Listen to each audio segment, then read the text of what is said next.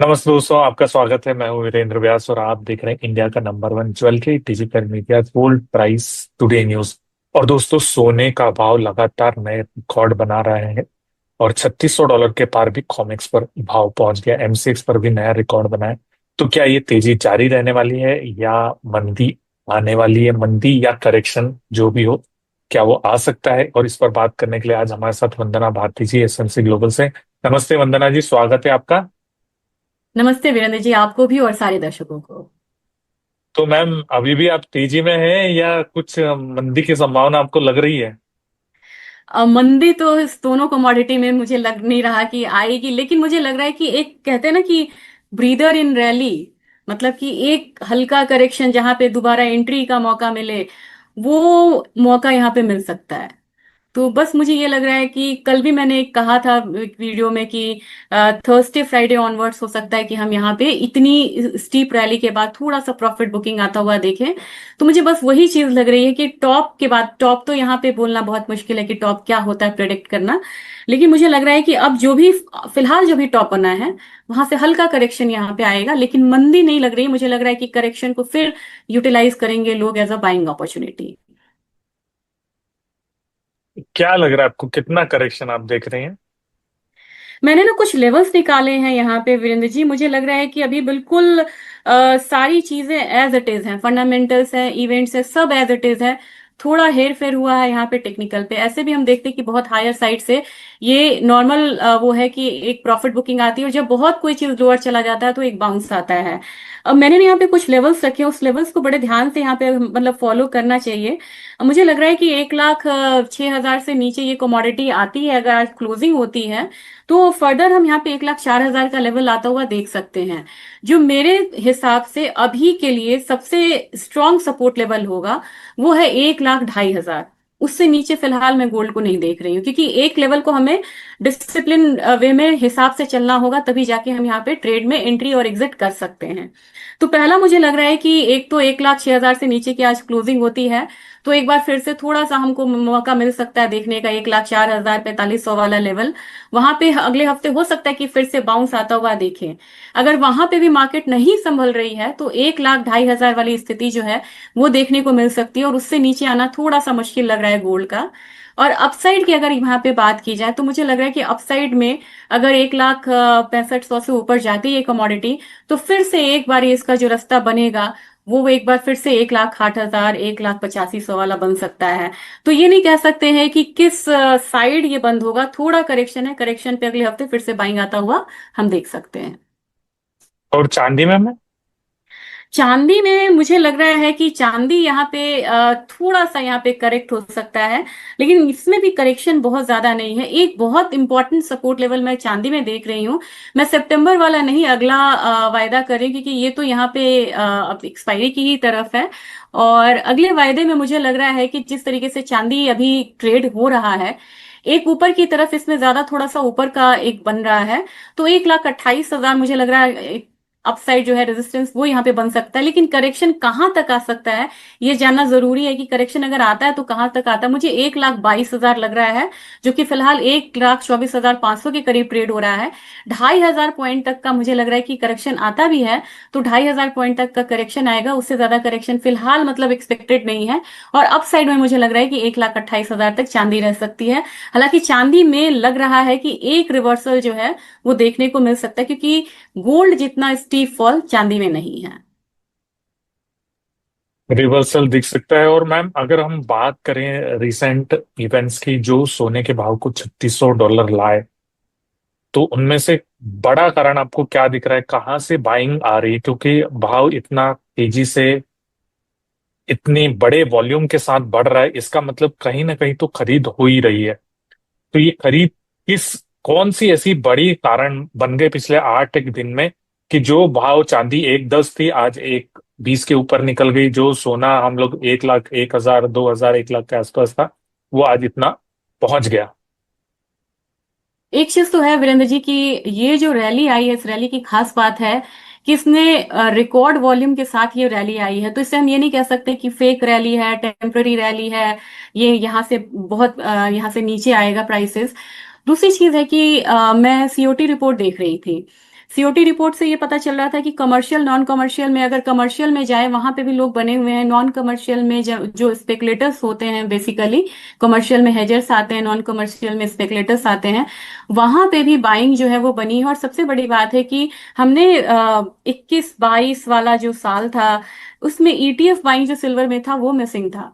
ETF buying को भी यहाँ पे आता हुआ देखा है। और जिस तरीके से सेंट्रल बैंक्स की यहाँ पे मुझे दो इवेंट लगता है, कि बाकी तो इंडस्ट्रियल डिमांड ये सब बढ़ रही है काफी दिनों से है, लेकिन मुझे दो जो ट्रिगर लगता है वीरेंद्र जी, मुझे सबसे बड़ा लगता है, एक तो सिल्वर को यूएस के द्वारा क्रिटिकल मिनरल्स के श्रेणी में डालना। उसने एक और चीज बढ़ा दी कि ये तो इंडस्ट्रियल मेटल था, ये प्रेशियस मेटल है, ये स्ट्रैटेजिक मेटल इसलिए हो गया कि सेंट्रल बैंक सब इसको खरीद रहे हैं। चौथा, आपने इसको क्रिटिकल मिनरल्स में डाल दिया। तो यानी कि अब ये क्रिटिकल मिनरल्स में, यानी कि इसकी जो उपलब्धता है इसके उपयोग के मतलब अनुपात में कम है। तो अब ऐसे श्रेणी में जब ये आ गया तो इसका जो मतलब इम्पोर्टेंस है वो रिटेल इन्वेस्टर से लेके मतलब जो सेंट्रल बैंक्स है सबके सामने ये खुल के आया है। तो मुझे लग रहा है कि इन दो कैटेगरीज का बढ़ना, स्ट्रैटेजिक इन्वेस्टमेंट और इसका क्रिटिकल मिनरल्स के कैटेगरी में आना, ये दो चीज उसके लिए काफी ज्यादा इंपॉर्टेंट रहा। और उसके बाद जिस तरीके से मुझे थोड़ा सा लग रहा है यहाँ पे वीरेंद्र जी कि कहीं ना कहीं एससीओ समिट का, बिल्कुल डायरेक्ट नहीं कहेंगे लेकिन उसका एक साइकोलॉजिकल इम्पैक्ट है, क्योंकि तीन इतनी सारी बड़ी शक्तियां मिलकर अगर आपस में अलायंस कर रही हैं तो आपको इकोनॉमिक एक्टिविटीज जो है वो निश्चित तौर पे बढ़ेंगी। और जो बाधाएं आने की यहाँ पे टैरिफ की वजह से जो एक बाधा आने का जो एक डर था मार्केट में, वो डर थोड़ा सा कम हुआ है। क्योंकि अब लोग को पता है कि ठीक है, इतना सारा मतलब कि ट्रेड टॉक्स हो रहे हैं, तो जो यूएस के मार्केट से जो हमारा मतलब कि एक एब्सेंट मतलब होंगे, तो फिर कहाँ कहाँ हमारा रास्ता खुलेगा व्यापार का, वो इस समिट से एक हमें कॉन्फिडेंस मिला। उस कॉन्फिडेंस की वजह से भी सिल्वर में बाइंग आई है। और मैम रुपया लगातार गिरता ही जा रहा है और उसकी वजह से भारत में इम्पैक्ट भी हो रहा है। और कुछ मैंने खबर भी देखी कि एक्सपोर्टर्स ने आरबीआई से भी संपर्क किया है रुपए को लेकर। तो इसका, इस पर क्या व्यू है आपका? रुपए कितना जा सकता है और रुपए की वजह से गोल्ड और सिल्वर पे क्या असर आ सकता है? अगला तो मैं उस पे ही आने वाली थी वीरेंद्र जी, क्योंकि बाकी सब कारण में एक चीज और देखी कि जब भी ये जो रशिया, इंडिया, चाइना मिलते हैं या ब्रिक्स की बात होती है ना, तो बाय डिफॉल्ट वहां पे डी डॉलराइजेशन की चर्चा हो या ना हो वो अपने आप आ जाता है वहां पे।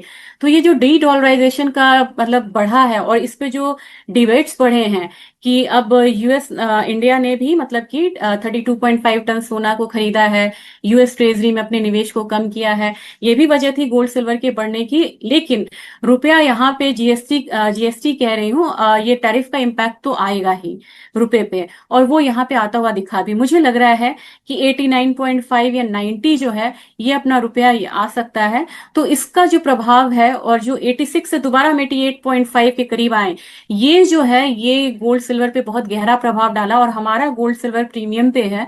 क्योंकि मैं कैलकुलेट कर रही थी कि पिछले 5 साल में अगर आप देखेंगे, या मैंने पिछले 20 साल का डेटा देखा, सिल्वर में रिटर्न आपको डॉलर टर्म्स में लगभग मान के चलिए 677% का है। हमारे बाजार में वो जो रिटर्न है वो 1200 से ज्यादा परसेंट का, 1200% से ज्यादा है। तो ये हमारा करेंसी है जो डेप्रिशिएट हो रहा है, जो कि हमें एडिशनल प्रीमियम दे रहा है गोल्ड सिल्वर पे। तो 90 को मानते हुए, मैं 90 मान रही हूँ 25 में, तो 90 को मानते हुए मुझे लग रहा है कि अपना जो गोल्ड और सिल्वर है ये as compare to other countries premium पे रहने वाला है इस बार।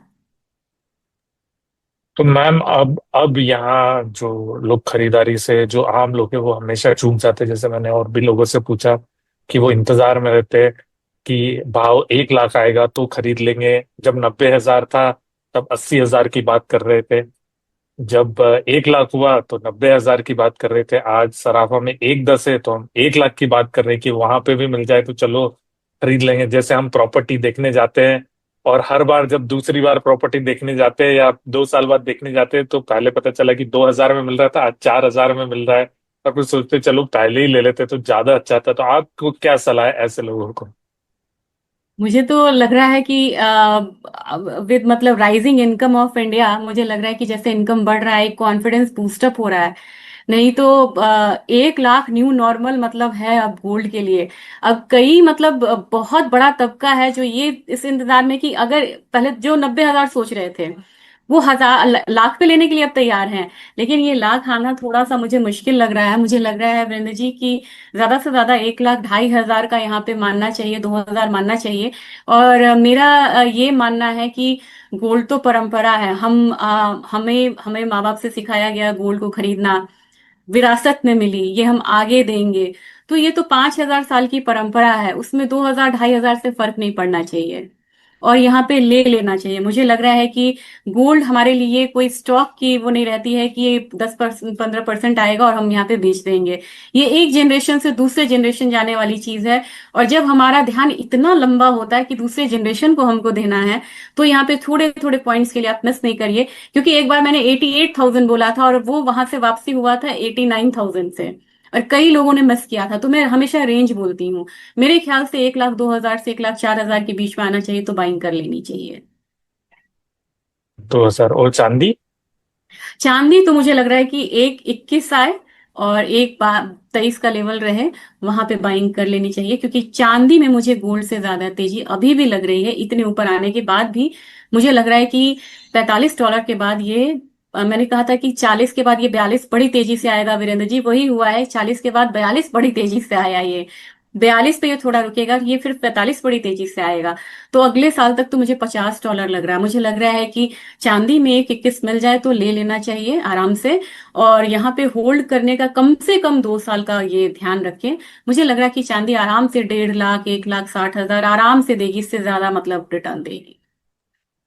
और 2025 के जो आपने पहले टारगेट दिए थे वो तो आ चुके अभी। तो अभी क्या लग रहा है आपको 2025 अंत तक, यानी दिसंबर, यहाँ से मान लीजिए 3 महीने और है, दिसंबर 2025 तक आपको क्या लग रहा है कितना होगा सोना और चांदी?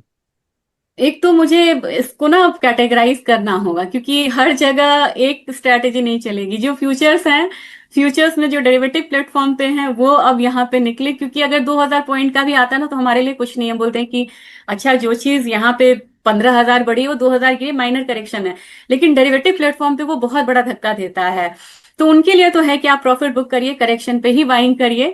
लेकिन जो अभी तो पिक्चर बाकी है, अभी तो 3 महीने 4 महीने बाकी है। तो मुझे लग रहा है कि अब यहाँ पे सारे एनालिस्ट ने बढ़ाया है अपना, मतलब रिसर्च हाउसेस ने। मुझे लग रहा है कि अब यहाँ पे वीरेंद्र जी आप आराम से यहाँ पे 1,32 1,30 का लेवल चांदी के लिए और 1,10 का लेवल यहाँ पे गोल्ड पे के लिए मतलब लेके चलें। लेकिन एक चीज और भी यहाँ पे कहना चाहूंगी कि अगर 1,10,000 आ रहा है, तो फिर आप आराम से यहाँ पे निकलिए, भी सुकून से रहिए। क्योंकि होल्डिंग अगर आपकी डेरिवेटिव प्लेटफॉर्म पे रहेगी, तो हमेशा करेक्शन का जो एक रहता है ना, वो डर होता है। क्योंकि उसके बाद करेक्शन भी बहुत तेज आता है। अगर गोल्ड यहाँ पे 90,000 से 1,10,000 20,000 बढ़ेगा, तो 3,000 का करेक्शन कोई बहुत बड़ी बात नहीं है। लेकिन डेरिवेटिव प्लेटफॉर्म पे वो बहुत बड़ा आपको मतलब हर्ट करता है मॉनेटरी टर्म्स में। Thank you so much ma'am अपना कीमती समय देने के लिए। और जाते जाते कोई डिस्क्लेमर देना चाहेंगे मैम? जी वीरेंद्र जी, मेरी कमोडिटी में कोई भी ट्रेडिंग नहीं होती है। लेकिन एसएमसी में क्लाइंट्स की पोजीशन हो सकती है मेरे सलाह पे। और दोस्तों, अगर आप सोने चांदी की खरीद बिक्री करते हैं तो अपने वित्तीय सलाहकार की राय से ही काम करिएगा। धन्यवाद।